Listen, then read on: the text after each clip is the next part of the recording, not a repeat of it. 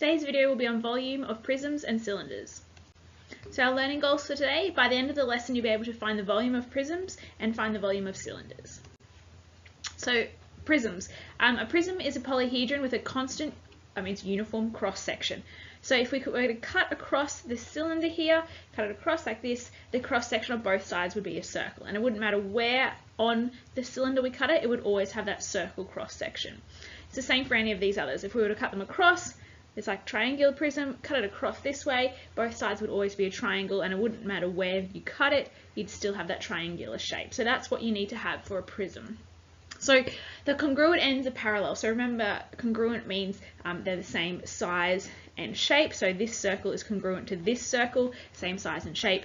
This star at the top would be congruent to the star at the bottom, so they're the same size and shape. So those two congruent ends are parallel, and the sides between the congruent ends are parallelograms. That means that they've got two sets of parallel sides.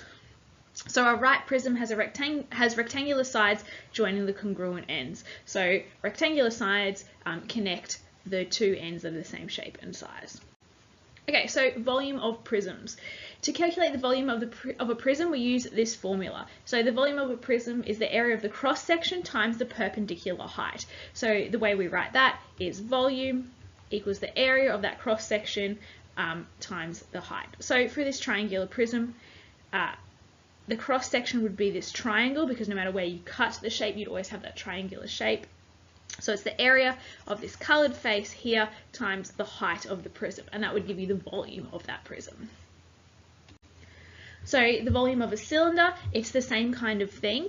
So the volume of the cylinder is still the area of that cross-section face times the height, but because it's a cylinder, the area of this is obviously going to be the formula for area of a circle, which is pi r squared. So therefore the volume of a cylinder is the area of the face, which is a circle, so pi r squared times the height of the cylinder. So that would be our formula. Okay, so I've got some worked examples here. Find the volumes of these prisms. So for A, we have a bit of a unique shape there. So volume equals area times height. In this case, our area is 10 and our height is 3. So we're going to do 10 times 3, which will give us 30. And then remember, because it's volume, it's going to be in centimeters cubed. For B, we have volume equals area times height. Now this is a triangular prism, but we aren't actually given the area of that triangle, so we have to calculate that ourselves. So remember, our formula is a half base times height for the area times by the height.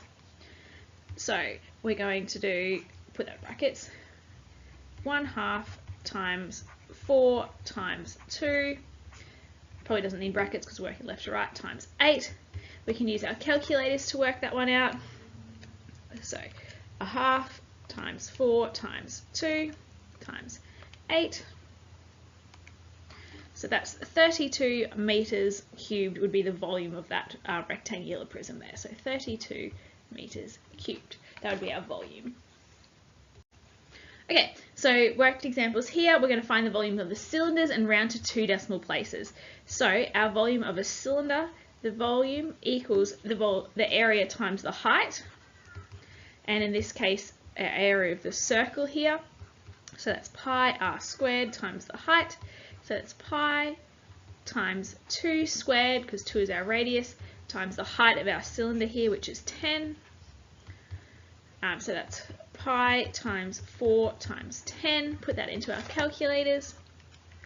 Pi times 4 times 10. Sorry, pressed the wrong button. So 125.6637. So we're going to round that to 2 decimal places. So 125.663 rounds to 0.66 centimeters cubed. For B, it's the same thing. Volume equals area times height. This time we're not given the radius, we're given the diameter, and obviously the radius is going to be half of our diameter, so that's going to be 7 meters. So it's going to be pi r squared times the height. So that's pi times 7 squared times 20. Pi times 49 times 20. Obviously I'd keep working down the page, but I've kind of run out of space, so I'm going to have to write beside it. You just keep working down the page. So that's pi times 49 times 20, and that's 3078.7608, and we're going to round 0.760 to 0.76. 0.76 meters cubed, because that's our volume there. And that's all we have for today's video. If you have any questions at all, please make sure you ask in class.